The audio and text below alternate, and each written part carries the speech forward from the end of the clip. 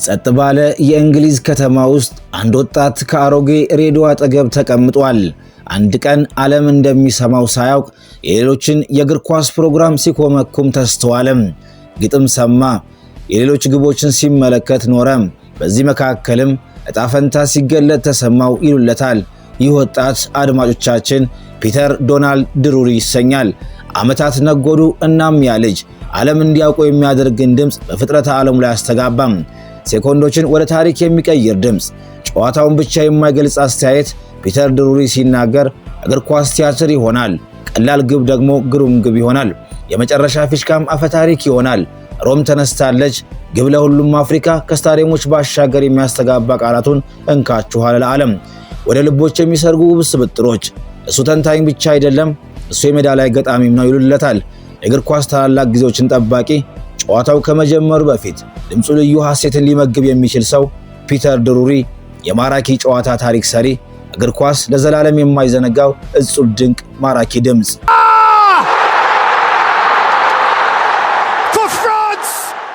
የፒተር ድሩሪ ጉዞ ተሰጥኦ ብቻ አልነበረም፣ መሰጠት ነበር።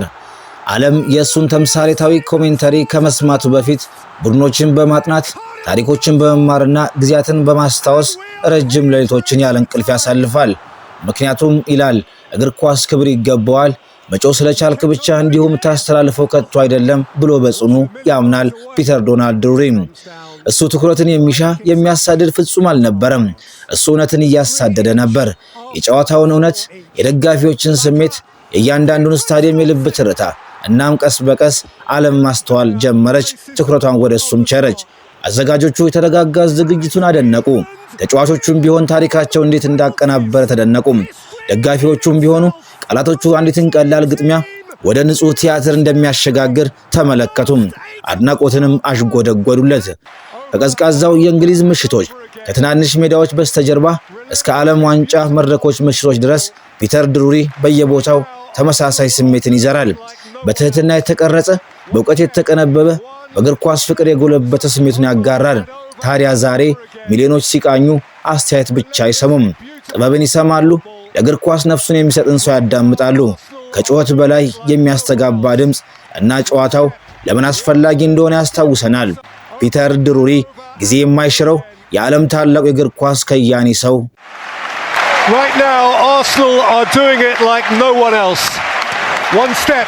One little step closer. እሱ የዓለማችን በጣም ገጣሚ ተንታኝ ከመሆኑ በፊት ፒተር ዶናልድ ድሩሪ ከእንግሊዝ ምድር የመጣ ዝምተኛው ልጅ ይሉለት ነበር።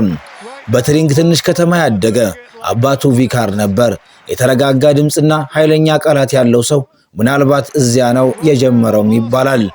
ሪትም፣ ስሜት፣ ነጠላ ረፍተ ነገርን ነፍስ የሚነካበት መንገድ እጹብ ድንቅ ነው።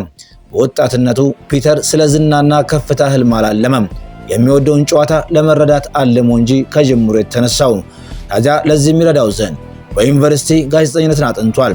ብዕሩን እየሳለ ድምፁን በመቅረጽ እየሞረደ እስካሁን ላላየው ዕጣ ፈንታ በማዘጋጀት ራሱን እያንደረደረ ነበር ይባላል።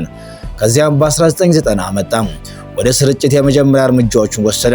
ነገር ግን እርምጃዎቹ የሰመሩ አልነበሩም ይባላል። ጮክ ያለ ድምፅም አልነበረውም በሰዓቱ። ከዚያ በኋላ ግን ከብዙ ሙከራ ማግስት ግጥሚያን በግጥም እንካችሁ አለ ለዓለም አስተጋባም።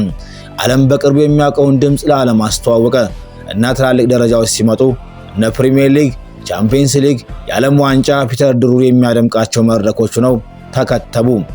ፒተር ድሩሪ ትክክለኛውን ጊዜ ጠብቆ እግር ኳስን ወደ ስነ ጽሑፍ ለወጠው ይለለታል። ያለፉ ታሪኮችን ወደ ትውስታዎች ለውጦታል።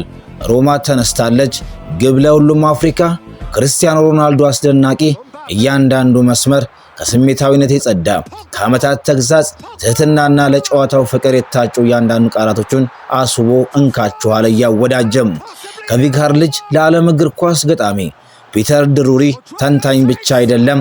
እሱ ከማራኪ ጨዋታ በስተጀርባ፣ ከታላላቆች መድረኮች በስተጀርባ ያለው የእግር ኳስ የስፖርቱ ዓለም የልብ ምት ነው ይሉታል። ፒተር ዶናልድ ድሩሪ በእግር ኳሱ ዓለም በተለይም በእንግሊዝ ፕሪሚየር ሊግ ተከታዩ ዘንድ እጅግ ተወዳጅና ተናፋቂ የሆነ እንግሊዛዊ የእግር ኳስ ተንታኝ ወይንም ደግሞ ኮሜንታተር ነው። ድሩሪ በተለይ በቃላት አጠቃቀሙ በድምጽ አወጣጡና እግር ኳስን እንደ ግጥም አዋዶ በማቅረቡ የእግር ኳስ ገጣሚ ዘ ፉትቦል ፖይት በመባልም ይታወቃል። ፒተር ዶናልድ ድሩሪ ፒተር ድሩሪ የተወለደው እንደ አውሮፓውያን አቆጣጠር በ1967 እንግሊዝ ምድር ነው። የትምህርት ዝግጅቱም በቅዱስ ኤድመንድ ኮሌጅ እንዳከናወነ የታሪክ ማህደሩ ቁልጭ አድርጎ ያሳያል። ከዩኒቨርሲቲ በኋላም ለአጭር ጊዜ ቢሆንም በሂሳብ ባለሙያነት ወይንም በአካውንታንትነት ሰርቶ እንደነበር ይገለጻል። ነገር ግን ስራው ስላልተመቸው ወደ ጋዜጠኝነትና ስፖርት ዘርፍ ፊቱን እንዳዞረ ይገለጻል።